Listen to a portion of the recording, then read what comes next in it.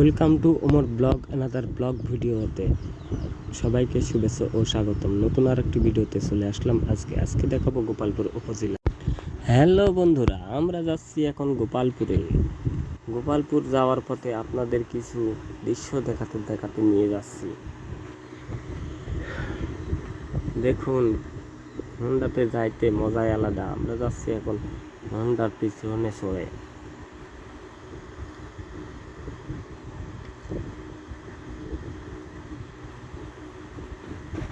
গোপালপুরের অজানা দৃশ্যগুলো আজকে তুলে ধরবো এই ভিডিওতে। সবাইকে এই ভিডিওটি শেষ পর্যন্ত দেখার আমন্ত্রণ রইল। এখন আমরা আছি গোপালপুর রেল স্টেশনে। গোপালপুর রেল স্টেশনের কাছাকাছি চলে এসেছি। দেখা যাচ্ছে বামের দিকে এটা রেল স্টেশন। এটা গোপালপুর, জায়গার নাম গোপালপুর আর স্টেশনের নাম আজিমনগর।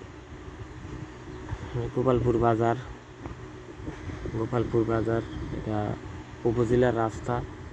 বামে এটা হাসপাতাল, প্রাইভেট কার রাখা আছে। দেখেন, এটা হচ্ছে মুক্তার ক্লিনিক। এখানে সব ধরনের ডায়াবেটিস অপারেশন, বিভিন্ন রোগের অপারেশন করা হয়।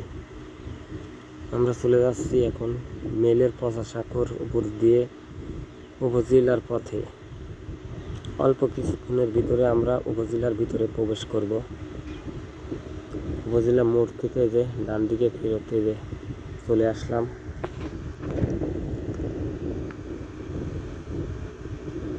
উপজেলাটা খুব মনোরম পরিবেশ, দেখার মতো স্থান। লালপুর কমপ্লেক্স, লালপুর নাটোর উপজেলা কমপ্লেক্স, লালপুর নাটোর।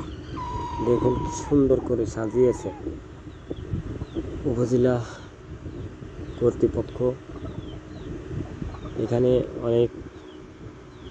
অনেক মানুষ বিকেলবেলা ঘুরতে আসে, চা আড্ডা, কফি আড্ডা বা ফ্যামিলি নিয়ে ঘুরতে আসে। মনোরম পরিবেশ। এক কথায়, আপনি যদি এখানে ঘুরতে আসেন তাহলে অবশ্যই আপনার মন ভালো হয়ে যাবে। যদি আপনার মন খারাপ থাকে, বিকেলবেলা গরম, এখন যে গরমের দিনে যদি আপনি এখানে আসেন তাহলে অবশ্যই আপনার মন ঠান্ডা হয়ে যাবে। এটা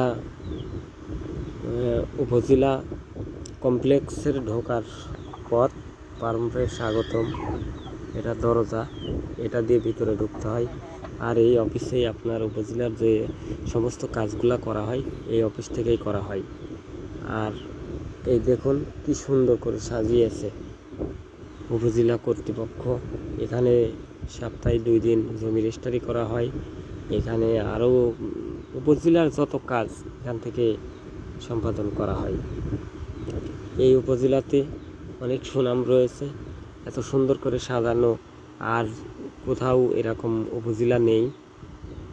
আমি অনেক উপজেলাতে ঘুরেছি, কিন্তু লালপুর উপজেলার মতো এত সুন্দর করে সাজানো গোছানো আমি অনেক কম দেখেছি।